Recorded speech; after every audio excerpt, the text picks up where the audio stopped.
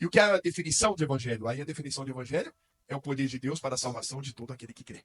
Então, Jesus foi ungido para anunciar boa nova aos pobres. Aos pobres. É profundo quando ele fala que é mais fácil um camelo passar no fundo da agulha do que um rico entrar no reino dos céus. É profundo isso. É profundo, papai, porque eu realmente tenho dificuldade de saber qual que é a medida para saber se alguém é rico aqui na Terra. Já é uma coisa que para mim é difícil isso, né? Mas o que eu entendo disto é que haverá problema para muitas pessoas que não conseguem abrir mão dos prazeres, das alegrias, da segurança e de tudo aquilo que o dinheiro proporciona. Porque Jesus deu um exemplo claro naquele homem, naquele jovem, aquele mancebo jovem, quando chegou para Jesus e disse: Bom mestre, o que eu faço para ganhar a vida eterna? Aquele homem tinha tudo, ele não tinha vida eterna. O que eu faço para ganhar? E ali Jesus usou uma didática tremenda. Aquele menino, ou aquele jovem, ele era um cumpridor da lei, ele era religioso, ele era obediente à palavra de Deus. Porque Jesus fala: o que está escrito na lei? Não roubarás, não adulterarás, não darás falso testemunho, honra teu pai e tua mãe, honra o próximo, ama o próximo como a ti mesmo. Faça essas coisas e viverá. E ele falou: eu tenho vivido isso desde a minha mocidade. E aí Jesus dá a clareza de que não se entra pelas obras, né?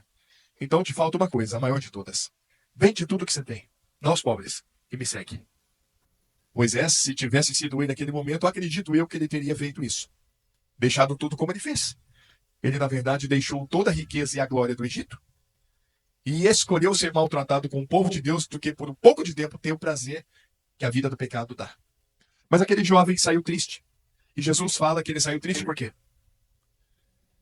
Porque ele possuía muitas propriedades. Então, me parece que tem pelo menos uma ideia aí do que é ser rico, segundo a Bíblia. Ali ter muitas propriedades já é uma zona de risco. E eu quero lembrar de Jesus que ele não falou que o rico não entra, ele falou que é muito difícil. Mas aí os discípulos perguntaram a ele assim: mas então quem é que pode ser salvo? E qual foi a resposta de Jesus? Para o homem parece impossível, mas para Deus nada é impossível. Tudo é possível. Basta que qualquer um na condição que esteja inteiramente certo de entregar a sua vida ao Senhor, confiar nele, para que ele faça tudo. Mateus era publicano.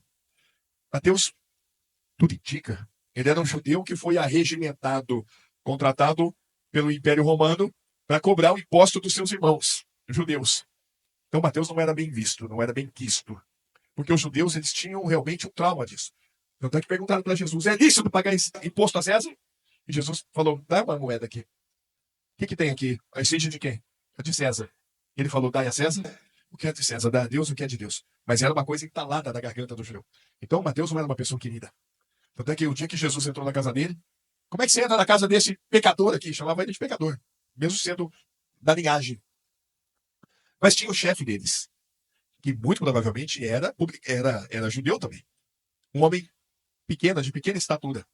Como é que ele chamava? Zaqueu. Aquele homem era chefe de Mateus, ele tinha muito dinheiro. Mas o dia que ele ouviu que Jesus passaria ali, ele subiu numa árvore e não era qualquer, não. Era uma figueira brava, com espinhos. Ele deve ter se machucado bem para subir ali. E quando Jesus está passando, Jesus olha para ele. Fala: pode descer. Hoje eu vou dormir na tua casa. E Jesus passa a noite na casa dele. E no outro dia, é uma das coisas tremendas das Escrituras, né? Porque Zaqueu declarou: metade do que eu tenho, metade do que eu tenho, eu vou dar aos pobres. E a outra metade, eu vou devolver 4 vezes aquilo que eu fiz de mau negócio com a pessoa que eu tratei. Tem pessoas que realmente aprendem a fazer assim, enriquecem assim. Eu conheci algumas pessoas assim. Pessoas que têm uma certa condição e ele fica que nem um urubu. Como é que o urubu faz? Quando ele sente o cheiro da carniça, ele vai, começa a voar em volta, aí ele fica, ele para aqui. Eu não sei se é assim lá, Donizete, quando morre algum animal lá, aí ele fica rodando, rodando, rodando, até que o animal morre, ele vai lá e pega. Eu falo como urubu por quê? Porque tem muitas pessoas que vivem disto. Ele espera pessoas que estão com muita necessidade. E que a pessoa, muitas vezes, por essa necessidade, ela precisa se desfazer de alguma coisa para poder quitar alguma dívida, porque ela quer preservar o nome dela. E às vezes ela tem um bem que vale 10 mil. Vale no mercado 10 mil. Mas essas pessoas estão prontas para chegar e oferecer. Eu sei que você está precisando, mas olha, eu só tenho 3 mil. Eu só posso pagar 3 para você.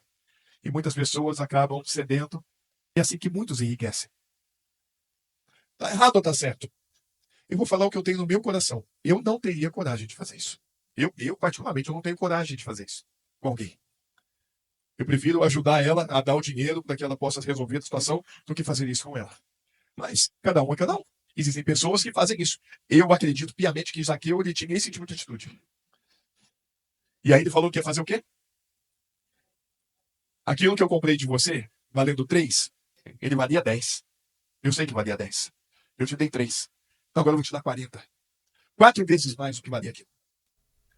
Disse-lhe Jesus: Hoje veio salvação a esta casa, pois também este é filho de Abraão. Nós todos aqui somos filhos de Abraão pela fé. Hoje chegou salvação a esta casa. Eu já ouvi alguém dizendo assim, que quando ocorre a salvação aqui dentro, ocorre a salvação também no bolso. Né? A pessoa passa a ser generosa. Ela passa a se preocupar não mais só com o seu ventre, mas com os outros, com aqueles que estão ao nosso entorno. E eu aprendi uma coisa nessa minha caminhada. Nós somos abençoados, e como somos abençoados, hein? Para abençoar pessoas. Qual é a coisa mais feliz que um ser humano pode viver aqui na Terra? Tenho-vos mostrado em tudo que trabalhando assim é necessário auxiliar os enfermos e recordar as palavras do Senhor que disse. O que ele disse?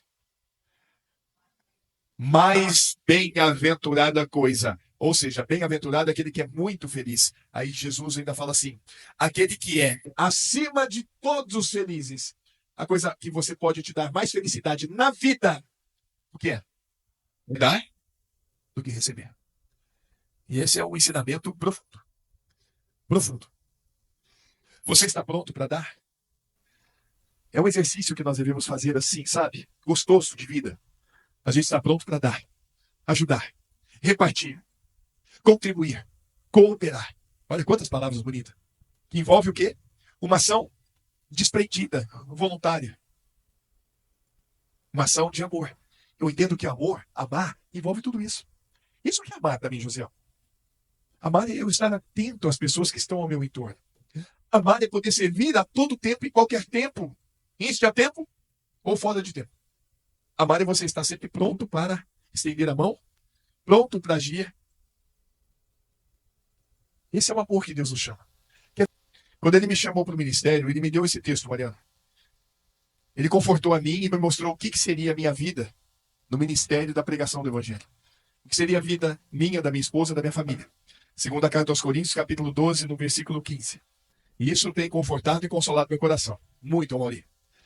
É ali que o Senhor fala comigo profundamente. Olha que lindo isso. E eu, de muita boa vontade, gastarei e me deixarei gastar pelas vossas almas, ainda que amando-os cada vez mais, eu possa ser até menos amado. Me gastarei e me deixarei gastar pela vida de todos aqui, pela vida de todos que me cercam. Porque o único objetivo que nós devemos ter na vida é a glória de Deus. Só tem uma coisa que eu quero, amado, você estar junto dele. É ser digno de estar junto dele. Aliás, o apóstolo Paulo falou isso, né? Que bonito que ele falou. Não que já tenha alcançado ou que eu seja perfeito. Acho que é uma coisa que todos nós devemos trazer no coração. Nós não alcançamos nada ainda, gente. E ninguém aqui é perfeito. Essa é a realidade que nós temos. Perfeito é Cristo em nós. E eu busco perfeição na minha vida, sabendo que eu jamais serei o Senhor. Aliás, a gente tem que ter cuidado com isso, né? Porque esse foi o problema que houve no céu e depois houve lá no Jardim do Éden. Queria ser maior que Deus.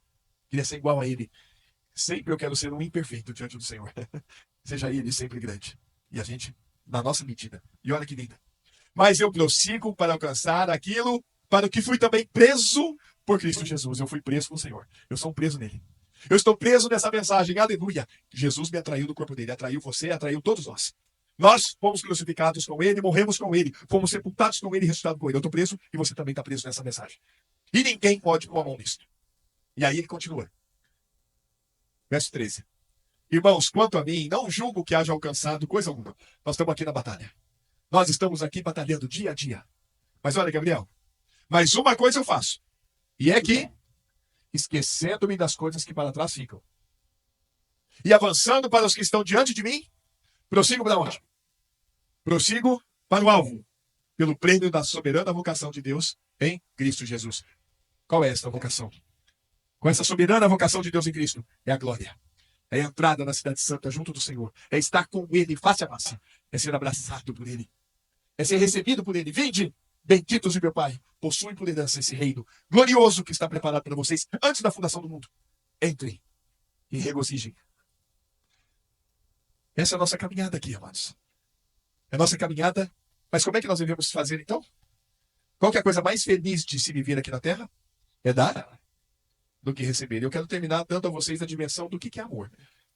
Amor não é um sentimento. Amor é uma pessoa. Deus é amor. Então isso é importante que a gente saiba. Por isso que não dá para descrever. Quem pode descrever Deus? Descreve Deus para mim. E amar. Olha a diferença de amor e de amar. Deus amou e Ele está em nós. Derramou o amor dele em nós. Então Ele está em nós. Ele é o amor. Agora, como é que eu coloco em prática? Como é que eu amo? Vou dar a dimensão para vocês do que está escrito na palavra de Deus. Conhecemos o amor nisto. Que Ele deu a sua vida por nós. E nós devemos fazer o quê? Nós devemos dar a nossa vida pelos nossos irmãos. Olha a profundidade do que é amar. Me gastarei e me deixarei gastar. É estar atento, pronto para dar, para se gastar, para fazer pelo irmão. Aquilo que muitas vezes eu não vou fazer por mim, eu faço por ele. Eu prefiro sofrer o dano do irmão a ver ele bem. Deus fez isso. A doença do pecado, ele disse, agora está no meu filho. Ele fez isso. E agora vamos fazer isso também. E chegar para o Levi, Senhor, tira esse resfriadinho do Levi e põe em mim. Não tem um pai que não queira fazer isso. Então, o cuidado de um com o outro aqui é uma coisa tremenda. E que Deus abençoe a nós, para que a gente tenha cada vez mais esse desprendimento de nos gastar mesmo. Porque qual que é o sentido da vida, gente?